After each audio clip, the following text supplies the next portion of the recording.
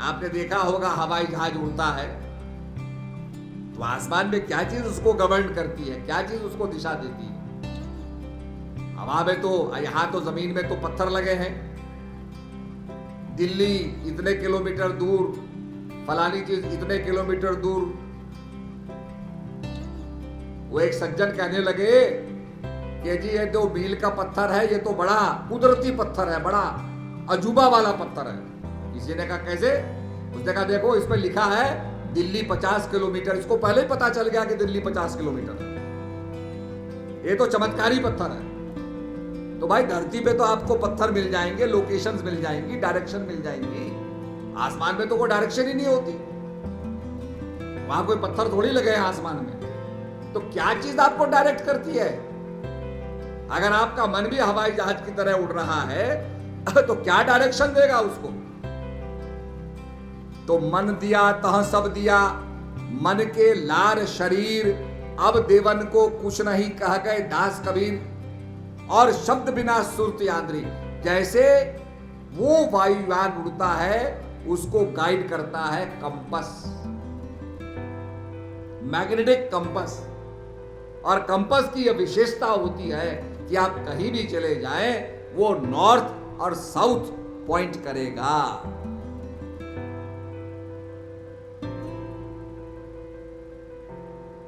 तो नॉर्थ और साउथ जो उसकी जो डायरेक्शन है, ऐसे ही जब हम उस डायरेक्शन में चलेंगे, उसको फॉलो करेंगे, तो हम अपने स्थान तक पहुंच जाएंगे।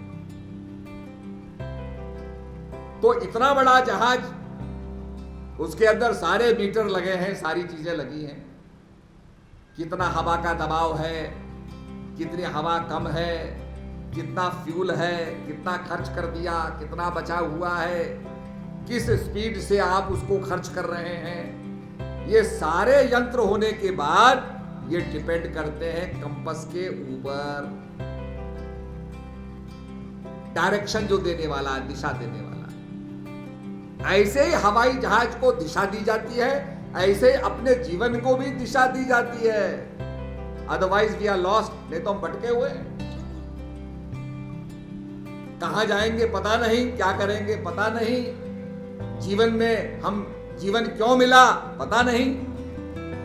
तो कहने का अभिप्राय यह है, अब कंपस क्या चीज है,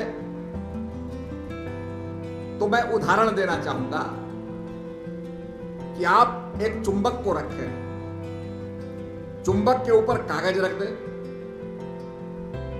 अब चुंबक में क्या है, क्या ताकत है आपको पता नहीं, आपने कागज रख दिया चुंबक के ऊपर, और उसके ऊपर अगर आप लोहे के, जिसको आयरन फाइलिंग बोलते हैं, लोहे का चूड़ा, वो डाल देंगे, तो आप देखेंगे कि उस चुंबक के अंदर से जो ताकत निकल रही है, एनर्जी निकल रही है, मैग्नेटिक एनर्जी निकल रही है, उसी की दिशा में वो लोहे का जो चूड़ा है वो एकत्रित हो जाता है। तो आपको कहेंगे अरे इस चुंबक में तो हमें ये चीजें दिखाई नहीं दी, पर इसका क्या प्रभाव है कि लोहे को इसने पूरा, जो उसमें से एनर्जी निकल रही है, उसका पूरा चित्र बन गया।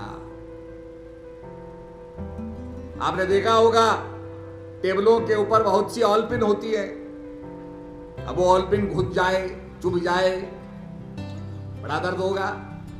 तो लोग क्या करते हैं, उसमें एक चुंबक डाल देते हैं, और चुंबक डालने से वो सारी ऑल पिनें चिपक जाती हैं। तो चुंबक के अंदर क्या होता है कि उसके प्रत्येक कण एक डायरेक्शन के अंदर सेट होते हैं। आम लोहा है, उसके कण कोई किधर जा रहा है, कोई किधर जा रहा है, सेट नहीं है। आपने देखा होगा रेलवे स्टेशन को देखा होगा, कोई कहीं जा रहा है, कोई कहीं जा रहा है।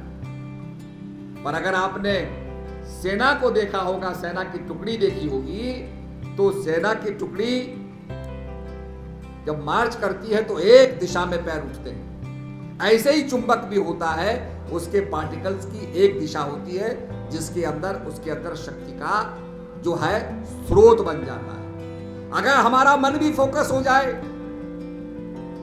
जैसे हमारे पार्टिकल्स हैं ऐसे मन भी फोकस हो जाए, हम ध्यान के अंदर ध्यानवत हो जाए, तो स्वतः ही हमारे अंदर एनर्जी का स्रोत बन जाएगा, एनर्जी हमको प्राप्त हो जाएगी।